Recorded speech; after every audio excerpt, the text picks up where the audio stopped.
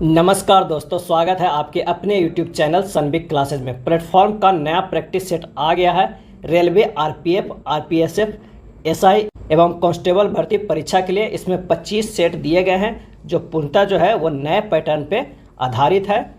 अगर पाठ्यक्रम की बात करें तो अंक गणित के 25 अंक दिए हुए हैं, समान बुद्धि एवं तर्क शक्ति में 25 अंक, समान जागरूकता के 50 अंक है। परीक्षा की अवधि जो है वो 90 मिनट, यानी 90 मिनट में आपको 120 प्रश्न को हल करना होगा और प्रत्येक गलत उत्तर के लिए 1/3 अंक नकारात्मक काटा जाएगा, यानी नेगेटिव जो है वो 1/3 है। तो आइए शुरू करते हैं प्रैक्टिस सेट नंबर 1 के पहले प्रश्न से। पहला प्रश्न है कि देश के केंद्रीय बैंक का निम्नलिखित में कौन सा कार्य नहीं है। केंद्रीय बैंक का निम्नलिखित में कौन सा कार्य नहीं है? तो पहला देखते हैं, यह देश की मुद्रा आपूर्ति को नियंत्रित करता है। बिल्कुल नियंत्रित करता है। यह जनता से जमा स्वीकार करता है, ये गलत है। यह सरकार के लिए एक बैंकर के रूप में कार्य करता है, ये सही है। यह देश की मुद्रा जारी करता है, ये सही है। तो आंसर जो हमारा कौन सा हो जाएगा? आंसर हमारे पास जो हो जाएगा वो हो जाएगा ऑप्शन बी। कौन सा कार्य नहीं करता? यह जनता से जमा स्वीकार नहीं करता है। भारतीय रिजर्व बैंक के 2 प्रकार के कार्य हैं, समान केंद्रीय बैंकिंग कार्य तथा विकास संबंधी और प्रवर्तन कार्य। अगर समान केंद्रीय बैंकिंग कार्य के अधीन आरबीआई के द्वारा जो कार्य किए जाते हैं वो है करेंसी नोटों का निर्गमन, सरकारी बैंकर के काम, बैंकों के बैंक का काम, विदेशी विनिमय को नियंत्रित करना और साख नियंत्रण करना, आंकड़ों का संग्रहण करना, ये सब जो है कार्य है। नेक्स्ट है, हरिहर और बुक्का ने कर्नाटक में एक स्वतंत्र राज्य की स्थापना की और 1936 में खाली स्थान नदी के तट पर राजधानी विजयनगर की स्थापना की। इसका सही जवाब जो हो जाएगा ऑप्शन ए, तुंगभद्रा नदी। हरिहर और बुक्का ने कर्नाटक में एक स्वतंत्र राज्य की स्थापना की 1936 में तुंगभद्रा नदी के तट पर राजधानी विजयनगर की स्थापना की। हरिहर प्रथम ने विजयनगर साम्राज्य को उत्तर में कृष्णा नदी से लेकर दक्षिण में कावेरी नदी तक विस्तृत किया। अगला है, औद्योगिक संयंत्र और इसके स्थापना में मिलान करें। तो आइए इसके स्थापना का मिलान करते हैं। अगर बाल्को की बात करें तो ये कहाँ है? तो ये संबंधित स्थान जो है वो कोरबा में है। इसको की बात करें तो ये कहाँ है? तो ये बरनपुर में है। क्या है? बरनपुर में है। एनएफएल की अगर हम बात करें तो ये कहाँ है? भटिंडा में है। भटिंडा में है। आईसीएफ जो है वो कहाँ है? तो ये जो है वो चेन्नई में है। तो इसका जो सही आंसर हो जाएगा वो ऑप्शन सी हो जाएगा। Bharat aluminium company limited, Balco की स्थापना कब हुआ था? तो 1965 ईस्वी में हुआ था। और अगर हम बात करें Indian iron and steel company, इसको की स्थापना जो हुआ है कब हुआ है? तो 1918 ईस्वी में हुआ है। कब हुआ है? 1918 ईस्वी में। एनएफएल की स्थापना जो है 23 अगस्त 1974 को हुआ है। कब हुआ? 1974 को हुआ है।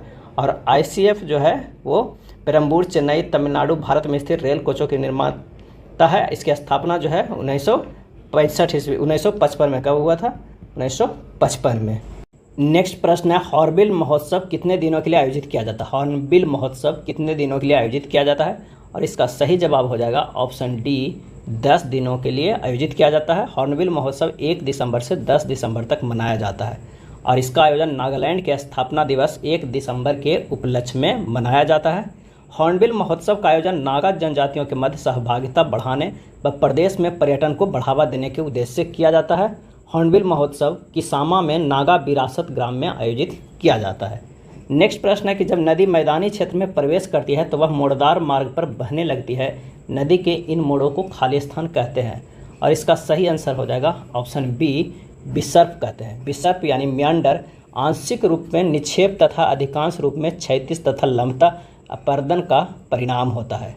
विसर्प का आकार सामान्यतः एस आकार का होता है, लेकिन अर्धवृत्ताकार तथा कभी कभी वृत्ताकार भी होता है। नेक्स्ट है, पृथ्वी की महाद्वीपीय भूप्रपट्टी की औसत मोटाई कितनी है? और इसका सही जो आंसर हो जाएगा ऑप्शन बी, 30 किलोमीटर है। पृथ्वी की महाद्वीपीय भूप्रपट्टी की औसत मोटाई 30 किलोमीटर है और भूप्रपट्टी की औसत मोटाई 8 से 35 किलोमीटर तक मानी जाती है। समुद्र तल पर भूप्रपट्टी यानी पपड़ी की मोटाई अधिकतम 10 किलोमीटर तक होती है। नेक्स्ट है, 2011 के जनगणना के अनुसार भारत में पुरुष साक्षरता दर खाली स्थान है और इसका सही आंसर हो जाएगा ऑप्शन सी, 82.14% है पुरुष साक्षरता। अगर कुल साक्षरता दर की बात करें भारत के है तो वो कितना है? 74.04, जिसमें पुरुष का कितना है? तो वो है 82.14 है। और महिला की अगर हम बात करें तो महिला के साक्षरता दर कितना है? तो 65.46 ये सभी परसेंटेज में है। और सर्वाधिक साक्षरता राज्य जो है वो क्या है, वो केरल है। और सबसे कम राज्य जो है वो कौन है साक्षरता में, तो वो है बिहार। अगले प्रश्न पे चलते हैं कि कुचिपुड़ी शास्त्रीय नृत्य किस प्रकार के संगीत से संबंधित है।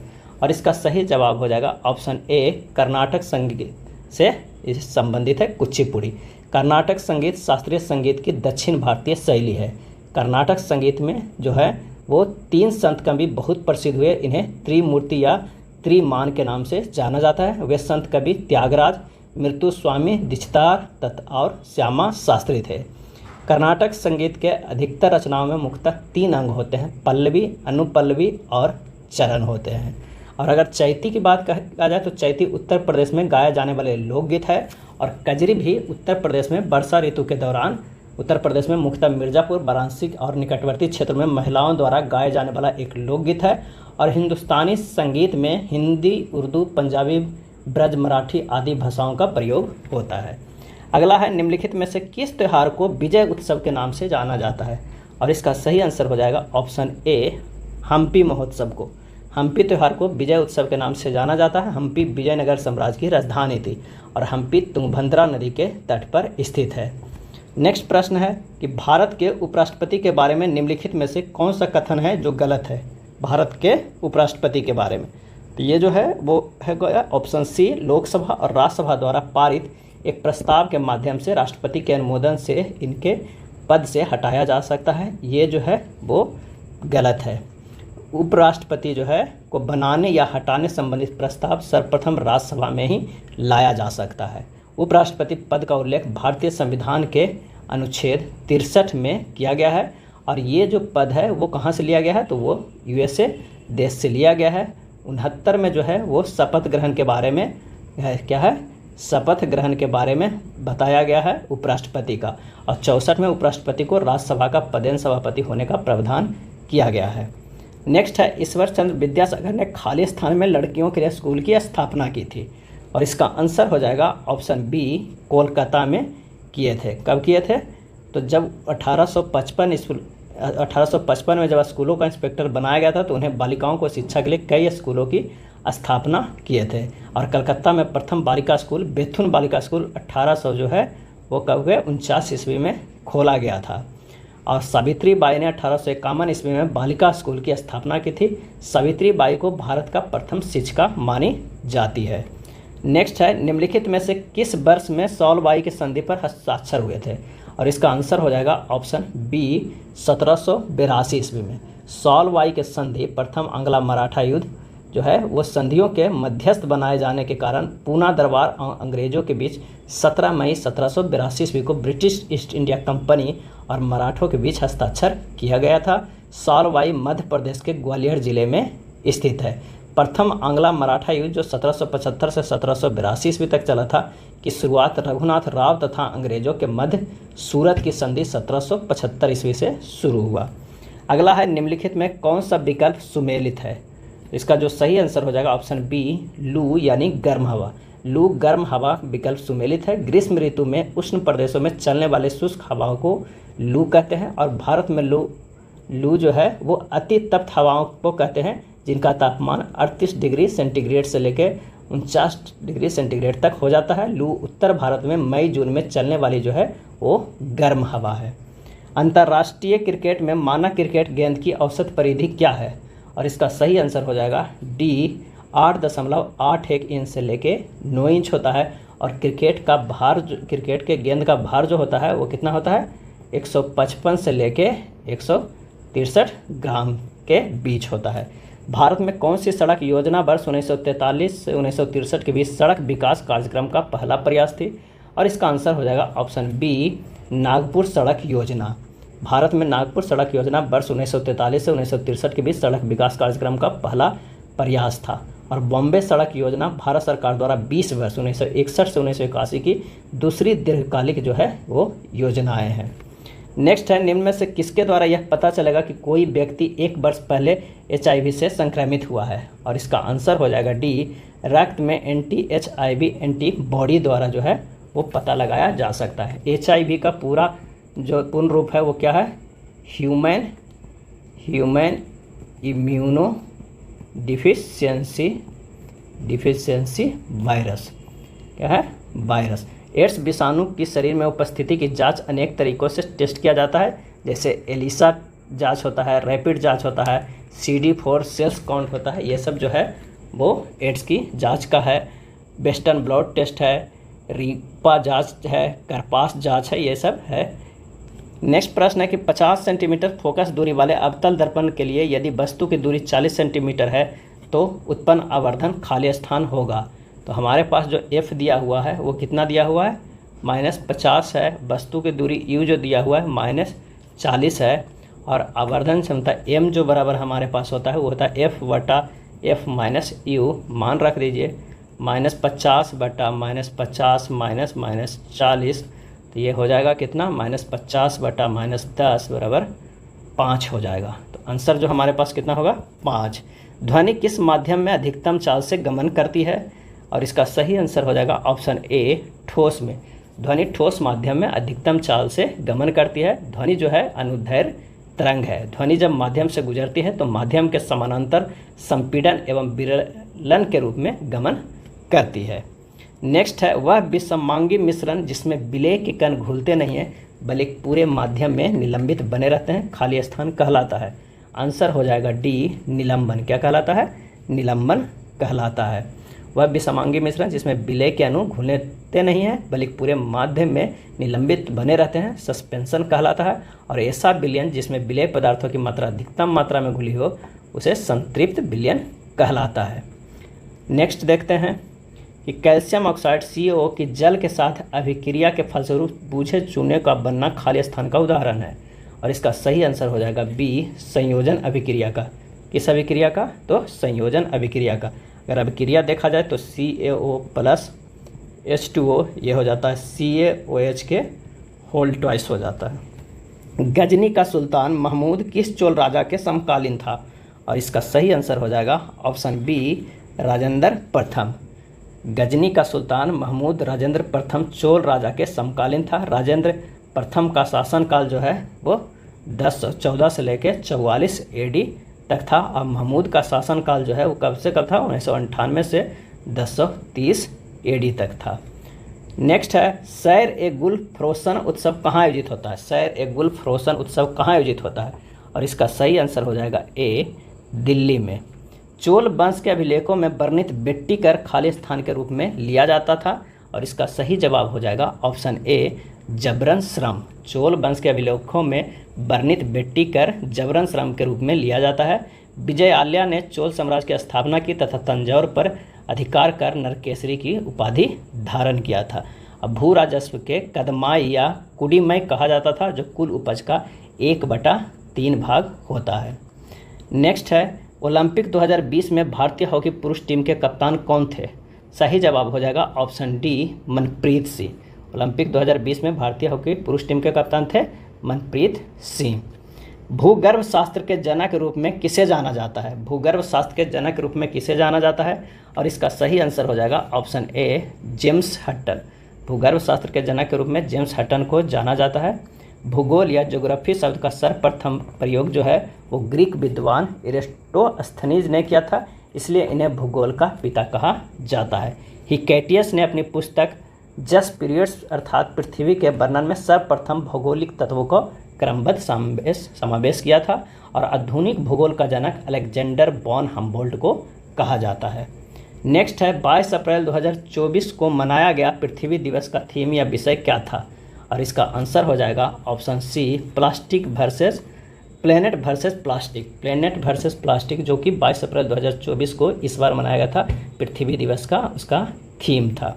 किस खिलाड़ी को ICC पुरुष T20 विश्व कप 2024 का राजदूत नामित किया गया था? ICC पुरुष T20 विश्व कप 2024 का राजदूत नामित किया गया है।